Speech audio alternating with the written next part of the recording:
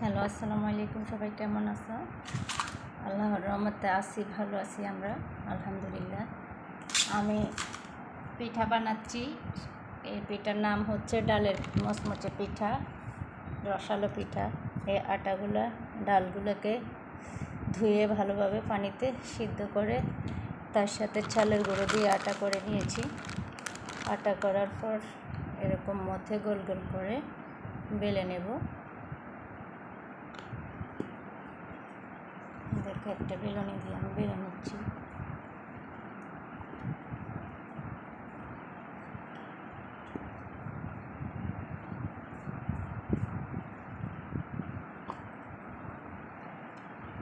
অনেকটা মোটা রুটি নিয়েছি, রুটির শেপ দেব। অনেকগুলো আটা নিয়েছি, চ্যাপটা করে একটা একদম মোটা রুটি তৈরি করে নিলাম।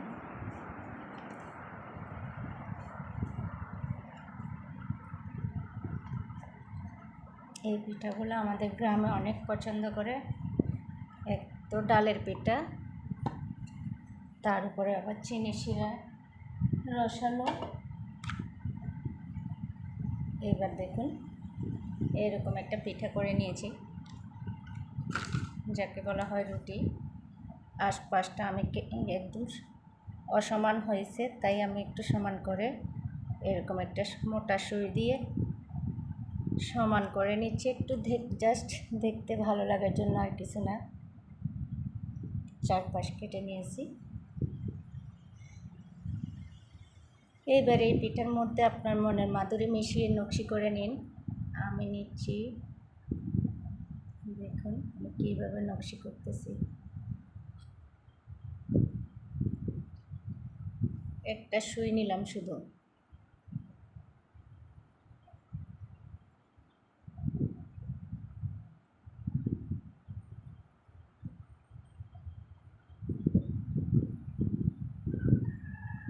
জাস্ট একটা সুই দিয়ে টেনে টেনে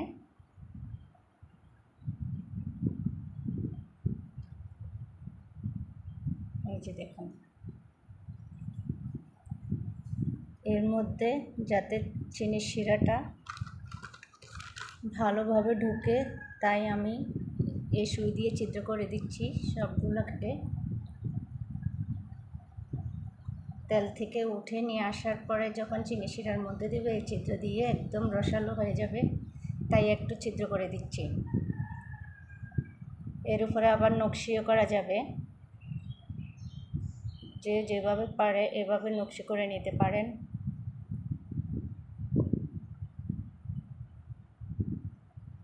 দেখুন, আমার সবগুলো পেটে ছিদ্র হয়ে গেছে, করে নিয়েছি খুব দ্রুতভাবে, সবগুলো ছিদ্র করে নিয়েছি।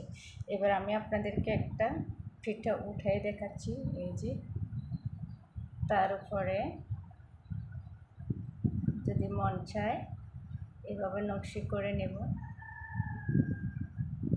জাস্ট একটু ভালো লাগার জন্য, ভালো দেখার জন্য। দেখুন, এই পিঠাগুলো এটা পাতা শেপের হয়েছে। আমি সবগুলো পিঠে এভাবে শেপ করে করে কেটে নিয়েছি, বেশিক্ষণ সময় লাগেনি আমার। আমি সবগুলো একটা একটা করে উঠাই দেখাচ্ছি কীরকম হয়েছে। দেখুন, অনেক সুন্দর হয়েছে। দেখুন, আমি কতগুলো পিঠা তৈরি করছি, তার মধ্যে আরও এগুলো এই যে পড়তেছে না।